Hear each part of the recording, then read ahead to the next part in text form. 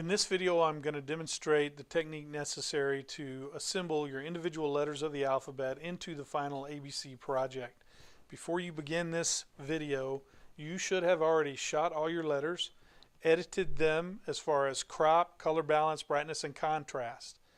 This video assumes that you've done all those things already, so let's begin by creating a new object. File New or Command N. Give it a name. Should be your name and ABC. If you're going to create a vertical object, it should be 8 by 10 inches at a resolution of 300. If you'd like it to be a horizontal, then it would be 10 by 8 at 300 with background contents of white for now. So I've created my new object. All that I have to do at this point is grab a letter, drag it onto the new object. You can see that I have these grab handles. If I hold down the shift key and grab at a corner, I won't distort or skew the image, which is important. I should be able to grab it, drag it, and drop it, and once it's in place, I need to hit enter to commit to the transformation and the move of that image. You'll notice here that this is now a smart object.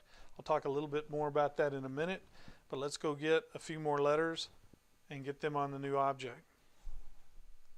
Again, I'm going to drag and drop, hold down the shift key, grab a corner, scale it, bring it up,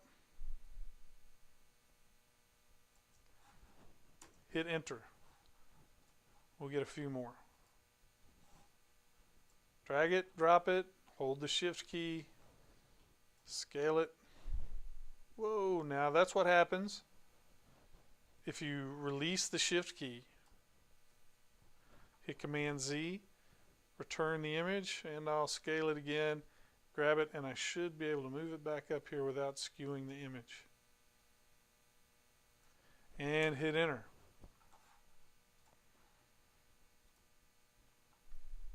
Grab one more, drop it, hold down the shift key, scale it, bring it up here and hit enter, and let's get a little better look at what we're doing. Now, you may find as you're going through this that really you didn't quite get the image corrected the way that you want, and you can take care of that here in Photoshop in your layers. Let's say I'd like my A to be a little bit brighter, have a little bit better contrast, so I'll click on my curves layer. I'm going to drag this layer down till it's above the A, and I'm going to click right here, which will clip it to the layer below it, which is A. And now I can apply correction just to that one letter. And if I wanted to do the same on my next layer, let's say the B, I would just go ahead and grab that, clip it, and now I can make corrections. So I can correct these individually. Let's say that I decided these didn't really stand out too well, and I'm losing a little bit of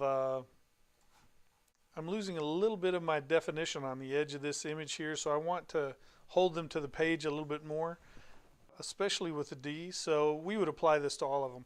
I'm going to double click. Because this is a smart object, it's going to go ahead and launch the image. Once the image is on my screen, I can go to Select All, Edit, Stroke. I'll add a 20-point border in red around this image. And then I have to press Save and close the window, and now you'll see that this image has the red border around it. You would want to go through and add that red to every one of these images. You do that by clicking on the smart object. Again, select all, edit, stroke. It's going to come back with 20.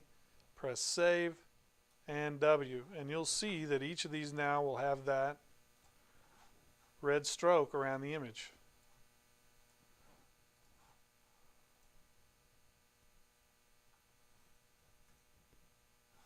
And the last one.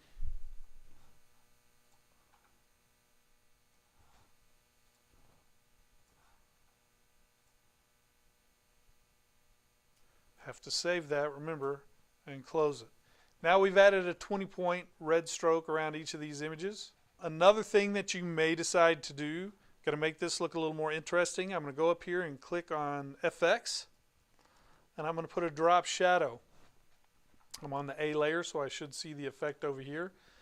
You can decide which angle you want this to approach at. You can decide the distance, spread, size. All these things are available to you really easily. Click OK. In order to apply that same effect to the rest of these layers, I'm going to hold down the Option key and drag these up and drop them on the layers that I want it. Drag my drop shadow, drop it on the C layer, drag the drop shadow, drop it on the D layer. Again, I held down the Option key as I did that, and that allows me to apply this drop shadow exactly the same to every one of these images. Obviously, you're going to need to put all the letters on here. You may need to go back and adjust one over another. Again, if I decided the B was too big, I should be able to go in, hit Edit, Transform, Scale, hold down my Shift key, and hit Enter to commit those changes. Once you get to the end, you don't want to be trying to squeeze your pictures onto this frame.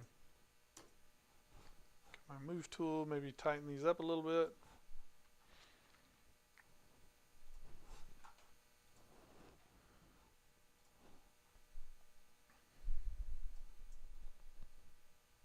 And you'll notice the drop shadow moves with it.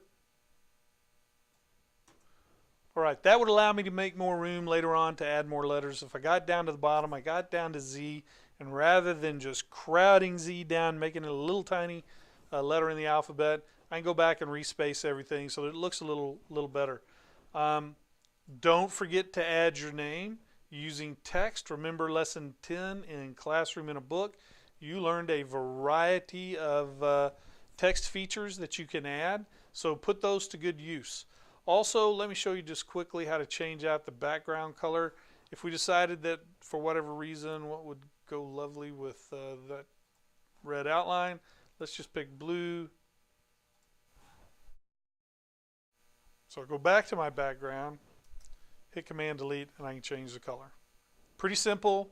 The expectation of this assignment is that you will be creative in the way that you shoot, correct, and assemble this piece.